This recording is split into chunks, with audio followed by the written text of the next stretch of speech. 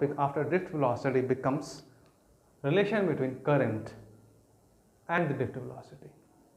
So far we have come to know that the drift velocity is the average velocity acquired by electrons due to the presence of an electric field which is set by a battery, and because of that electrons move from one to other end. Now we shall derive a relation between I and this.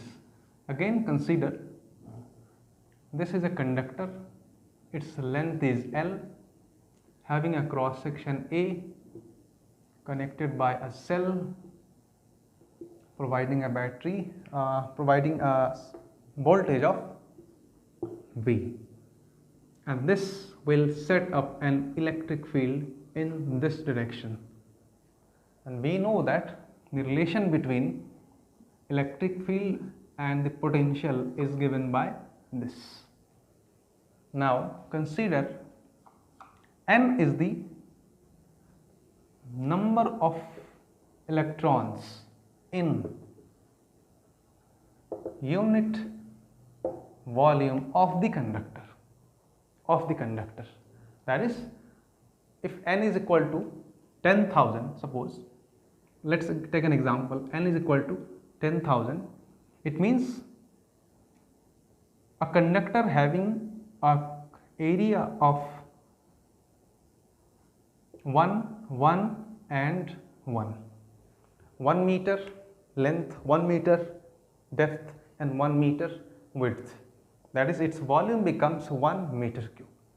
So in that particular region there will be 10,000 electrons or 1 billion electrons, then N becomes 1 billion. So this is clear, that is total number of electrons in unit volume. That is the meaning of N, that is, this is known as number density. Its another name is number density. So now we have to find the total number of electrons in this conductor. First, what is the volume of the conductor? Obviously, area of cross section multiplied by that. Then total number of electrons in that conductor. Total number of electrons in conductor is equal to, say that is a big N, this is capital, okay, big N is equal to volume multiplied by number of electrons in 1 unit volume. This is equal to A L into N. So these are the total number of electrons in this particular conductor. So what is the charge in all those electrons? That is charge on the conductor. Charge on the conductor means total electric charge contained by the electrons. You know, the conductor is electrically neutral because total positive and negative charges are equal. So charge on the conductor is given by Q equal to number of electrons multiplied by this. Say this. So N equal to small n A L into E. So that is the total charge in the conductor. Agree? Now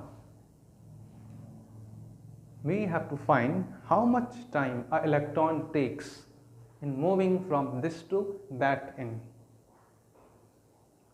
Next step is to find the time. The time is equal to the total distance covered by the electrons by its own velocity. And what is the average velocity or own velocity of electron in the presence of electric field? That is called drift velocity. So electrons will move from this to that end with drift velocity Vd and will cover a distance of L. So time taken by the electrons to move to one to that end is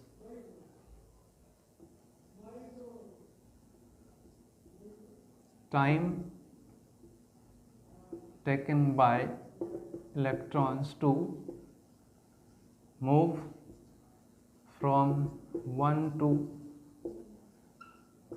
other end. E is equal to distance over velocity, and distance is how much? Length of the conductor. And what is the velocity? That is v sub d. Okay, the power of the pen is getting decayed, so we shall use next pen. Okay, that is funny. So we have got charge, we have got time. Can we calculate the value of current? What is current? Charge flowing per unit time. That is charge upon time. So we have got charge, we have got time. Next is to use the formula for current.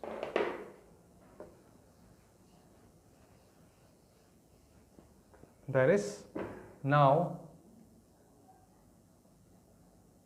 current I is equals to charge over time. What is the total charge? NaLe over. What is the time? That is L over Vt equals to L cancels L, that is NeAVd.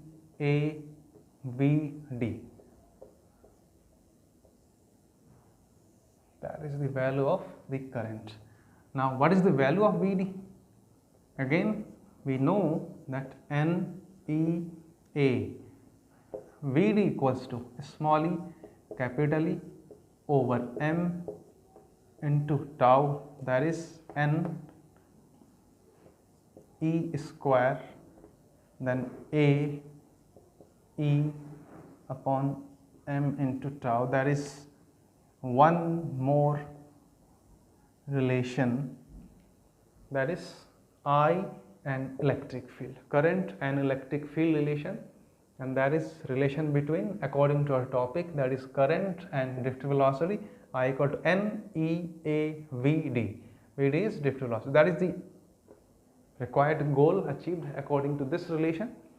Further we shall go how to deduce the Ohm's law from this relation. Okay, so this is clear, hopefully.